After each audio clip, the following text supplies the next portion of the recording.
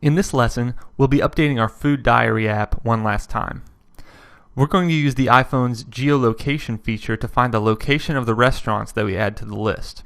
After we add the location, the food detail view will show us a map view of where we ate each food. Let's get started and open our FoodDiary app project.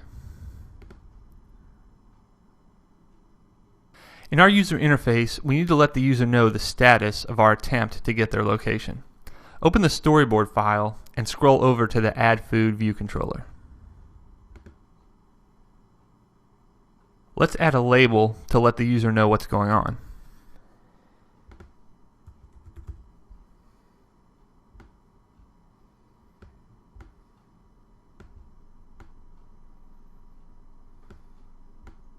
And let's also add a spinning activity indicator to let the user know that the app is working.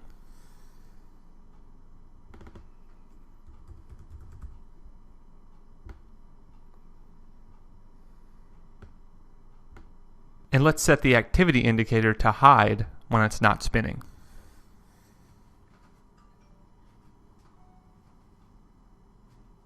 Now let's switch to the assistant editor and connect these new objects to our code.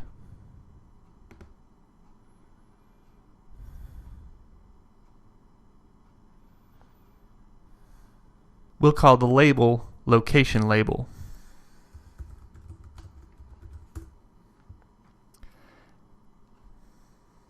And we'll call the activity indicator Activity Indicator. Now we're ready to start writing our location code. Let's switch back to the standard editor. All of Apple's Geo-Location classes are in a special library that isn't automatically included when we create an app. To include that library in our app, we'll click on our project in the Project Navigator. Then click on the target, which is the app that we're creating. Then under Build Phases, expand the Link Binary with Library section. These are the libraries of classes that our app can currently use. UIKit has all the classes that start with UI, like UI View Controller and UI Label. Foundation has all the classes that start with NS, like NSString, and the NS Dictionary classes that we used in the last lesson. Apple's Geo-Location classes are contained in a library called Core Location. To link that library to our project, click on the plus button and scroll down to corelocation.framework and click Add. Now the framework is included with our project. I'm going to move it down here with the other frameworks we're using. We're going to start writing our code in the Add Food view controller where the user adds their food. To use the Core Location framework in this file, we'll need to import the library in the .h file.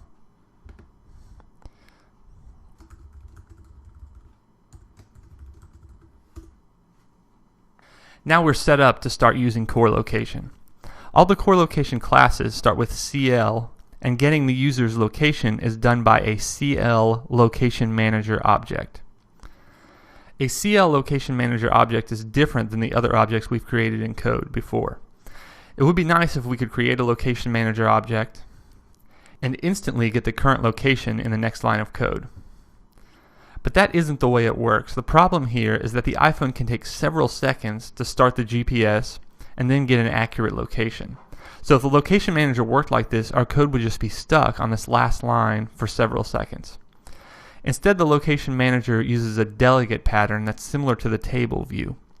We'll create a CL Location Manager object, and then we'll set its delegate,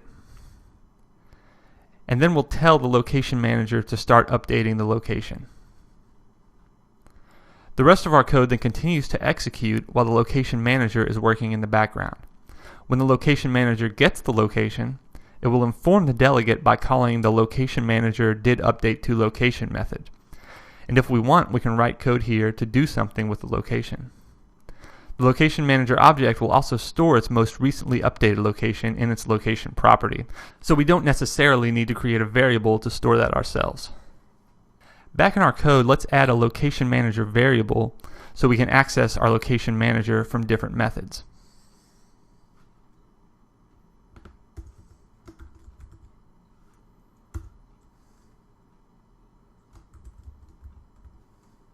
And now let's synthesize the location manager in the .m file.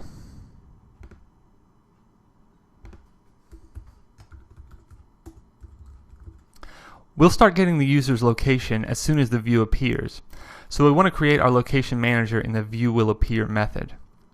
We don't have a viewWillAppear method listed here, so let's go ahead and define it.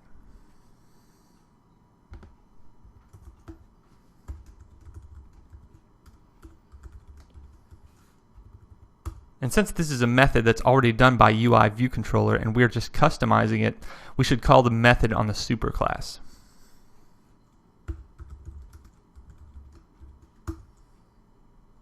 And now let's create our location manager object.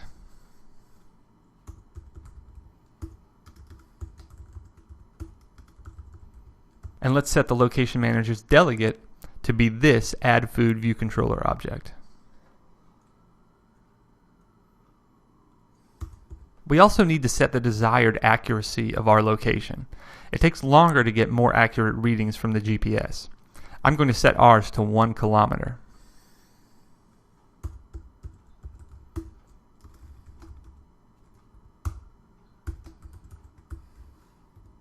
When we tell our location manager to start updating the location, it will ask the user if that's okay when they use the app for the first time.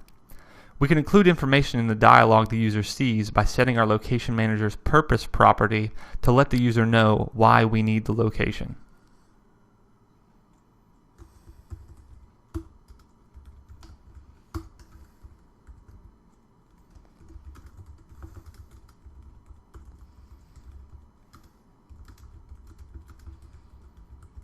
We've written code to set properties of objects like this lots of times. I want to show you another way that we can write it using Objective-C's .syntax. .syntax allows us to access Objective-C properties by using a dot, so we can take code that looks like this and instead write it like this. Both lines of code give exactly the same result. They set the label's text property to the string new text. Writing it this way can just be easier to read. We can also get properties with the .syntax. Here we're getting the label's text, and here's how we would do that with the .syntax. Now let's try that in our own code by changing the location manager code to use .syntax. The first line where we're allocating and initializing the location manager shouldn't be changed because we're not accessing or setting any properties. The delegate, however, is a property. I know this because I can look it up in the documentation, and I see this at property declaration. So let's change this line to use .syntax.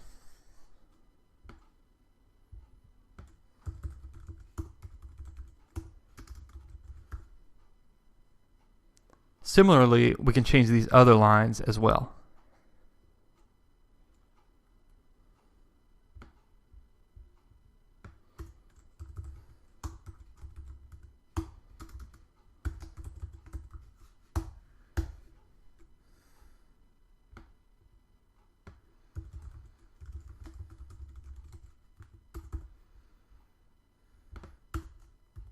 And this code gives us the exact same result as the code we had before. Some people just prefer this .syntax because it's similar to other programming languages and because some consider it easier to read. So when you're looking at other people's example code, you will run into this. We'll be using .syntax to access some properties throughout the rest of this project. Now this viewWillAppear method gets called every time the view appears. And if it's already appeared once, we don't need to create another location manager object because we already have one. Let's enclose this creation and setup code we just wrote in an if statement that checks to see if there is no location manager object.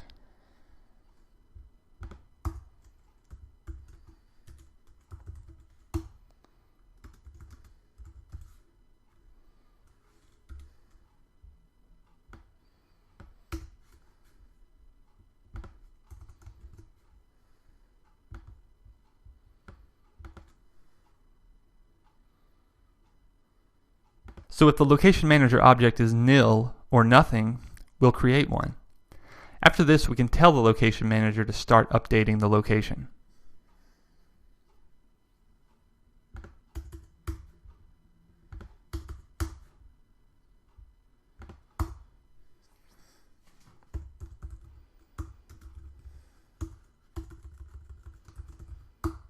Now that the location manager is getting the location, I want our activity indicator to show up and start spinning to let the user know that something's happening. To do that, we'll type this. And let's also update the label with some text to let the user know what we're doing. I'll do that by setting the label's text property using .syntax.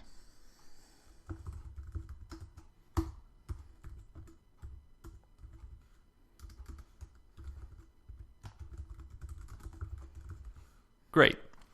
After we call the start updating location method, our location manager starts trying to get the location of the iPhone. When it gets the location, it will let the delegate know by calling the location manager did update to location method. Since we set this add food view controller object as the location manager's delegate, let's declare that method here.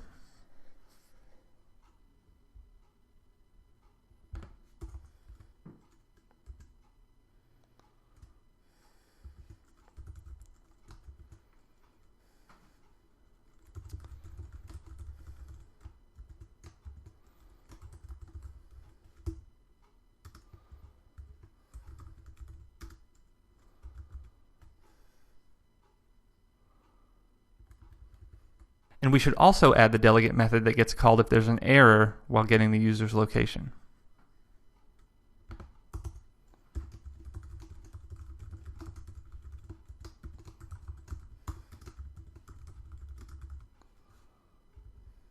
And I'm also going to mark these methods as the location manager delegate methods.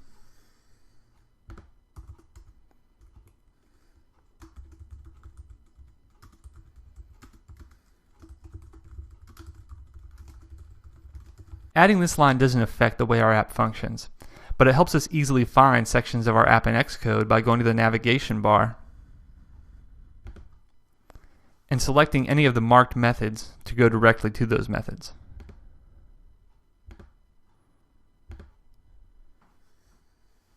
Now notice we have a warning here where we set the delegate. It says that we're passing an add food view controller object to something that's incompatible. And then there's this line that says ID CL location manager delegate. The ID means an object of any class. The location manager delegate part in the angled brackets means that the object needs to conform to the location manager delegate protocol, which means that we need to define the methods required of a location manager delegate. We've already defined our location manager delegate methods, so how do we get rid of this warning? We need to declare that this add food view controller does define those methods. To do that, we'll switch to tad add food view controller.h file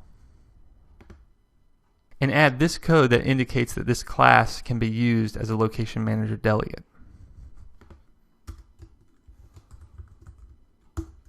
And now back in the .m file, we can see that our warning's gone away. So now let's decide what to do with the location when the location manager calls our delegate method to let us know it's gotten the location. Really, the only thing we need to do is update our user interface to stop the activity indicator,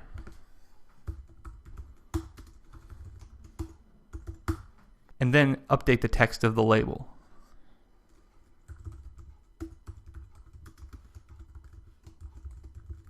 We don't need to save the new location because the latest location is always saved in the location property of the location manager. Note that our location manager doesn't just call this method once and automatically stop updating the location. It's going to keep updating the location and keep calling this method as the user moves or as the iPhone gets a more accurate location. We'll stop the location from updating when the user presses the Add Food button, so we can make sure that we have the most accurate and up-to-date location available. Let's also update the UI in the location manager did fail method.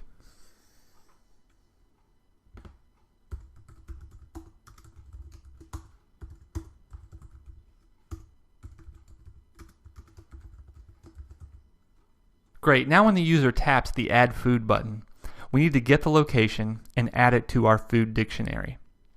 Remember from the last lesson that the dictionary can only be written to a file and saved easily if it contains certain objects. Unfortunately, a location coordinate isn't one of those objects, so we'll have to save the location as two NS number objects, one for latitude and one for longitude. An NS number is an object that can hold a number of any type. It can hold integers, decimals, and true-false Boolean values. Our latitude is going to be a decimal or float type. So let's create an NS number with a default float value of 0.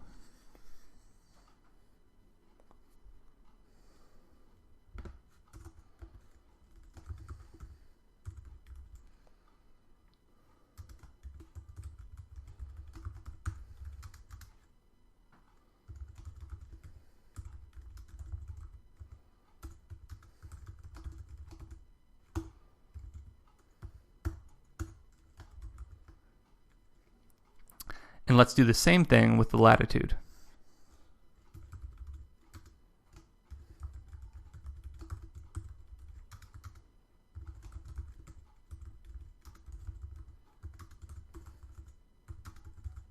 This is how we've created almost all our objects in code with the alloc and init. But I want to show you a different way. Look at the documentation for NS number.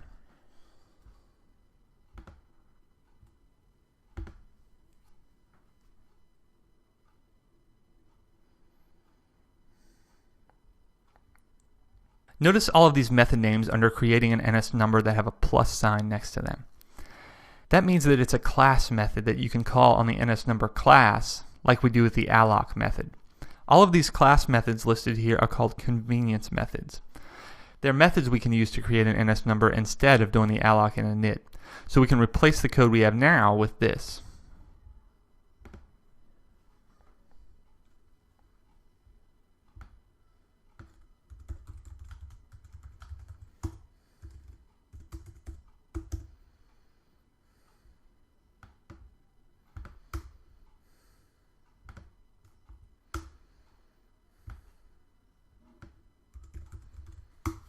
If you're not using Arc, this code is slightly different from what we had before, but since we're using Arc, this code will behave just as the alloc and init code did.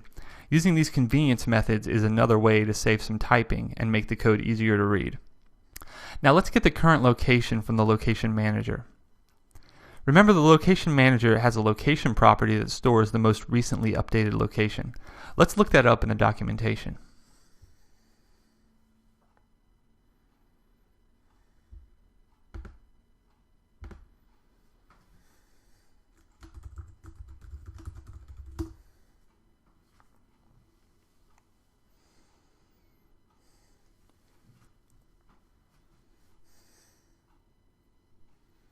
It looks like it returns a CL location object. It also says that the property is nil if no location is received.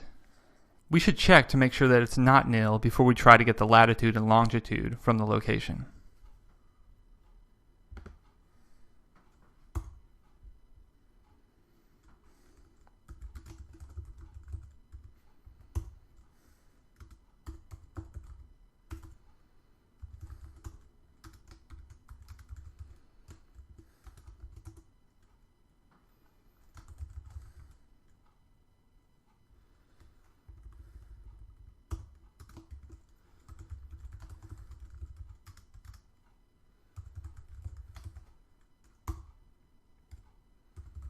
Now we need to get the latitude and longitude from the CL location object. Let's look up the CL location class in the documentation.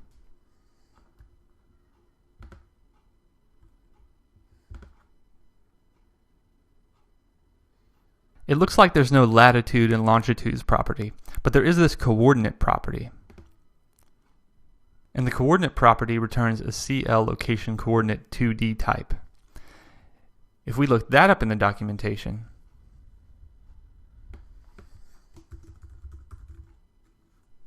we can see that it contains both a latitude and a longitude. So the first thing we need to do is get the current coordinate from the location.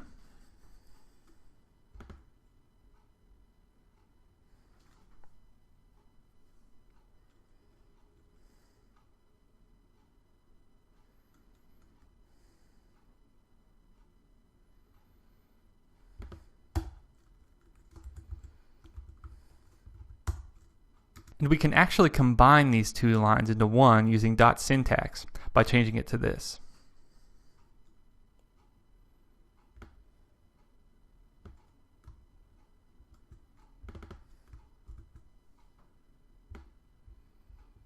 This line gets the location property from our location manager, and then gets the coordinate property from the location. Great, now we can get the latitude and longitude from the current coordinate. Notice that the current coordinate is a CL location 2D type, and I haven't put the star character here because it's not an object. Let's look at the documentation for CL location coordinate 2D. It's something called a struct, which is a collection of non-object types like float numbers. It happens to hold two CL location degrees types for latitude and longitude. Now if we look up CL location degrees in the documentation,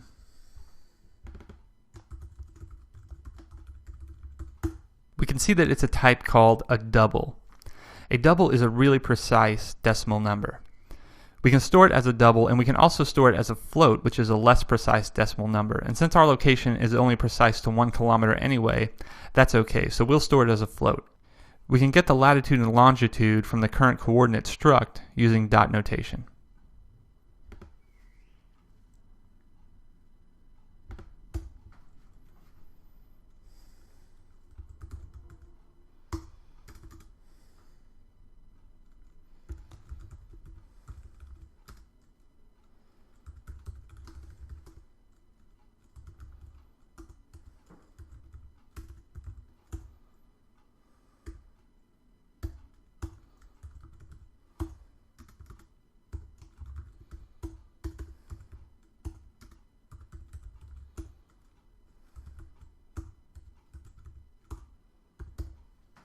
And now we just need to add these numbers to our food dictionary.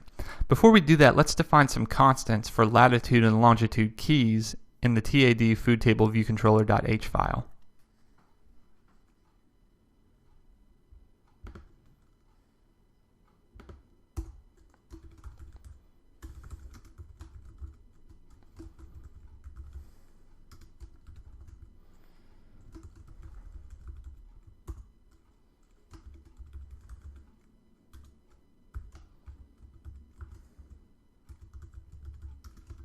And now we can add those numbers to our dictionary.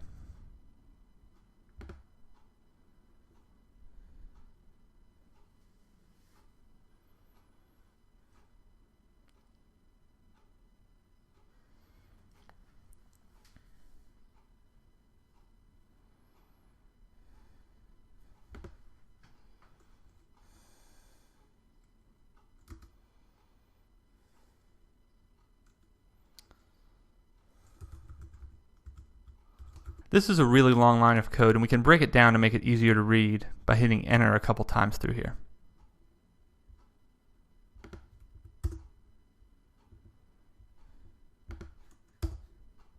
The code is still the same. This is just going to make it easier for us to read.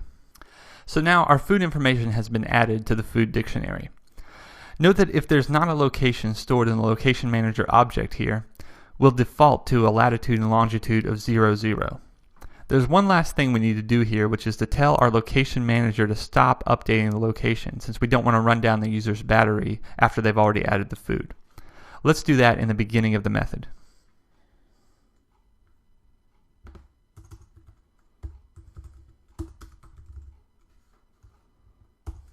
So now we're finished getting and storing the user's location.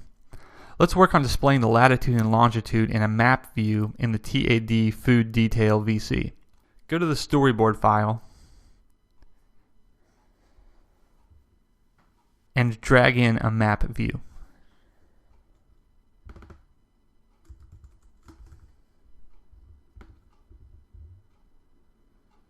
Now switch to the assistant editor and connect the map view to the code.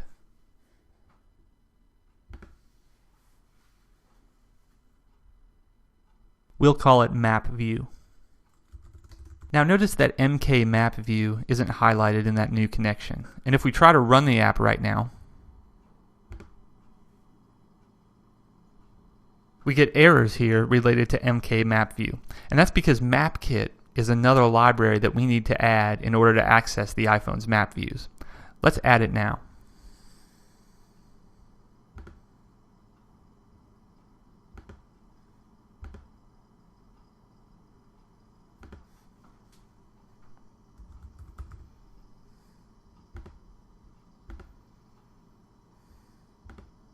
And now we can import MapKit into our fooddetailvc.h file, and we'll be ready to go.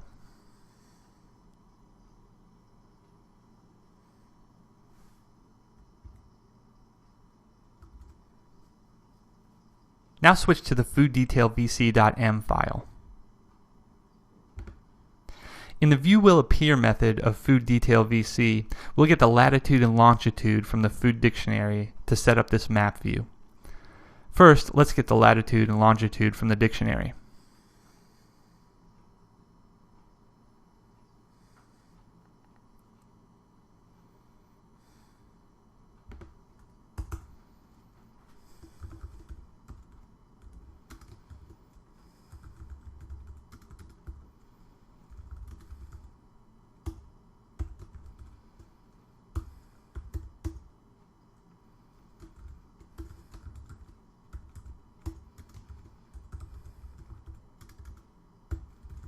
Now, a MapViews region is set with a type called MK coordinate region.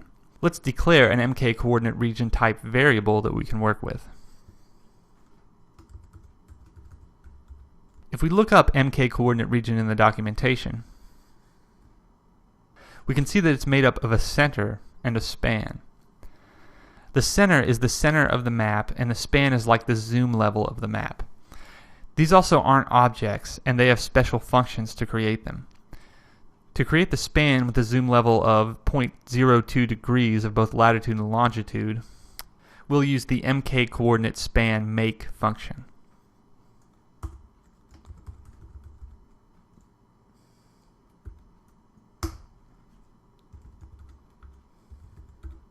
And we'll set that new span to be the span of our region.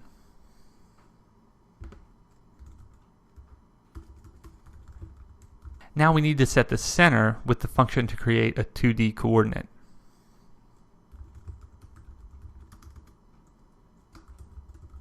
For the x and y values of the coordinate, we need to set the latitude and longitude that we just got from the food dictionary. We can't just put the NS number directly in this function because it requires the CL location degrees type, which, as we learned earlier, is a really precise decimal number. We can use the less precise float type in its place, so we can put a float here. To get the float value from our NS number, we use the float value method.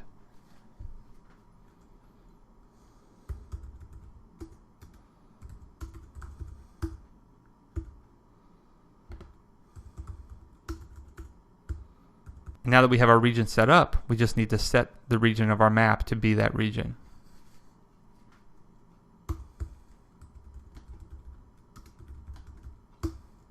And that should be everything. Let's run the project to see how it works.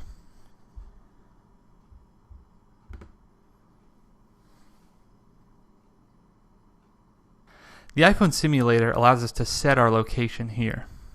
Let's set it to Tokyo.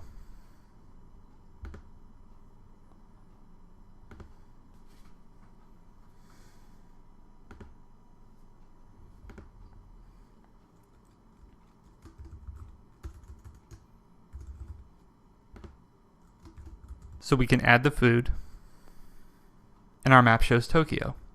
Let's try New York.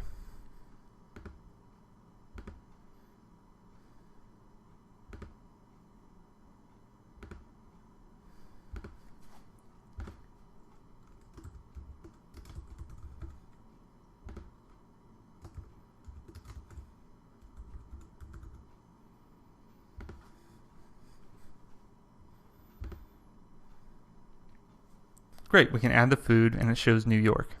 You probably noticed that our activity indicator only shows for about half a second, and that's because the iPhone simulator is really fast at simulating the location. If you were to test this on an actual device, you would see that for maybe a couple seconds, depending on if the GPS has already been started. So the simulator is great for simulating a location, but it's not necessarily good for testing performance. And that's it. Now we're done with the FoodDiary app. There's no challenge for this lesson, and in the next lesson we'll start a new app to work with the iPhone's camera.